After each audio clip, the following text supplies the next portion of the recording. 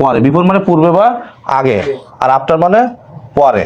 এই একটা জিনিস মাথায় রাখতে হবে যে বিফোর মানে যখন পূর্বে বা আগে, তাহলে এর আগের অংশে হ্যাড প্লাস ভিতরি, হ্যাড প্লাস ভিতরি মুখস্থ করতে হবে। এখানে কিন্তু হ্যাড প্লাস ভিতরিটা আমাদের ঝামেলা করবে।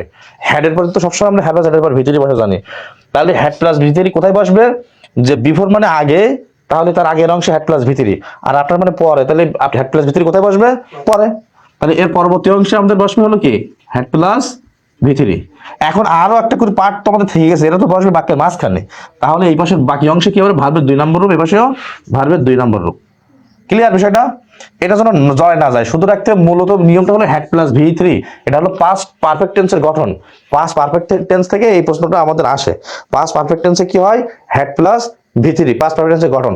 এখন হ্যাড প্লাস ভি থ্রিতে আমরা কোন পাশে দেবো?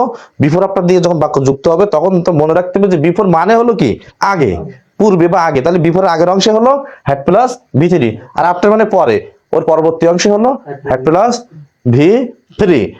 আর বাকি যে অংশ থাকছে সেই অংশে ভার্বের 2 নম্বর রূপ। ঠিক আছে? তাহলে আমাদের এখানে আফটার দেওয়া আছে না, আফটারের পরবর্তী অংশে আমাদের গ্যাপ দিয়ে দিয়েছে, আফটারের পরবর্তী অংশে গ্যাপ দিয়েছে, তাহলে আমরা কি লিখবো? হ্যাড প্লাস ভিতরি। অ্যান্সারটা কি হচ্ছে তাহলে?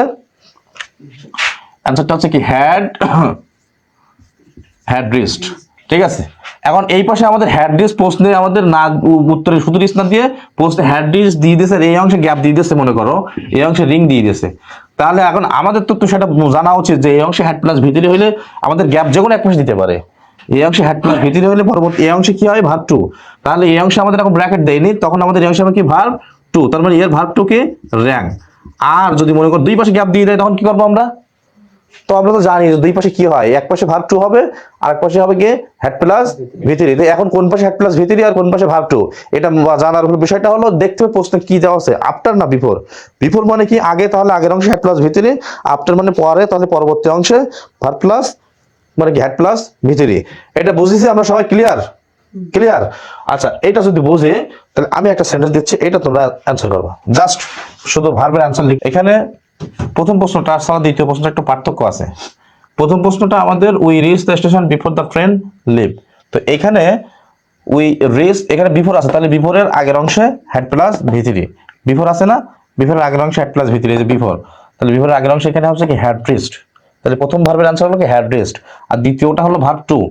লিভের 2 নম্বর হলো লেফট, লিভের 2 নম্বর হলো কি লেফট, এলনি এফটি লেফট, লিভের 2 নম্বর। আচ্ছা, এই সেম প্রশ্নটা আমি এখানে দিছি, এখানে গ্যাপ কিন্তু এই পাশে দিছি ব্রিজে, আর এখানে দেখো ভার্ব কত নম্বর হয়েছে দেখো তো, স্টার্টস হয়েছে না? একটা খুব ঝামেলা জিনিস, স্টার্টস ভার্ব 1 নম্বর রূপ। এ আবার কি নিয়ম? প্রশ্ন মনে ভুল আছে, কারণ আমাদের হওয়ার কথা তো ভার্ব 2 নম্বর এখানে, তাই না? তাই তো গুরুত্বপূর্ণ টপিক, মনে করে খেয়াল করো। এখানে ভার্ব কত নম্বর? 2 নম্বর। আমরা জানি যে বিফোর আফটারের সবসময় এই নিয়মটাই ম্যাক্সিমাম টিচাররা আলোচনা করে এবং স্টুডেন্টরা এটাই জানে যে হ্যাড প্লাস ভিতরি হয় এক পাশে, আর এক পাশে ভার্বের 2 নম্বর রূপ। এটা সবাই জানে, আমরা এতক্ষণ ধরে সেটা প্র্যাকটিস করলাম। কিন্তু এখন প্রশ্ন আমাদের দিয়ে দিয়েছে এখানে ভার্বের 1 নম্বর রূপ, এটা আর আমরা খেয়াল করলাম না, শুধু বিফোর দেখেই ঝাপাঝাপি করি পরীক্ষার হলে। আমরা দিয়ে আসলাম কি হেড প্লাস ভিতরি, 100% শিওর মেরে আসলাম, ভুল দেখাই চলে আসলাম। হ্যাঁ, এখানে আমাদের নিয়মটা হলো সেটা আমরা একটু খেয়াল করি। যখন আমাদের বিফোর আফটারের পরে আমরা এতক্ষণ তো দেখলাম হেড প্লাস ভিতরি আর ভার্বের 2 নম্বর রূপের খেলা দেখলাম। এবার আমাদের আরেক এই নিয়মটা আবার মাঝে মধ্যে স্টুডেন্টরা কেমন সতর্ক তাদেরটা বোঝার জন্য এইখানে ব্যবহার করে, উইল প্লাস ভার্ব 1 হতে পারে, শ্যাল উইল প্লাস ভার্ব 1 হতে পারে। তার মানে আমাদের এই নিয়মটা হলো যখন ফিউচার পারফেক্ট টেন্সের স্ট্রাকচারটা হলো ওখানে আমাদের এক পাশে হবে হলো ফিউচার পারফেক্ট, আর এক পাশে হবে হলো যে প্রেজেন্ট ইনডেফিনিট বা সিম্পল প্রেজেন্ট অথবা ফিউচার ইনডেফিনিট। তাহলে আমাদের শুধু বিফোর আফটার থাকলে আমাদের যে ওই আগেরটাই হবে এমনটা না, আমাদের এখানে ঝামেলা আছে। যখন আমাদের এখানে যে আমরা স্টার্টস না হয়ে আবার এখানে দিয়ে দিতে পারি উইল স্টার্ট, কি শ্যাল অথবা will have reached the station before the train starts। আচ্ছা, প্রথমে আমাদের উইল হ্যাভ দিয়ে দিতে পারে, পরবর্তী অংশে স্টার্টে গ্যাপ দিতে পারে, তখন আমরা কি লিখতে পারি?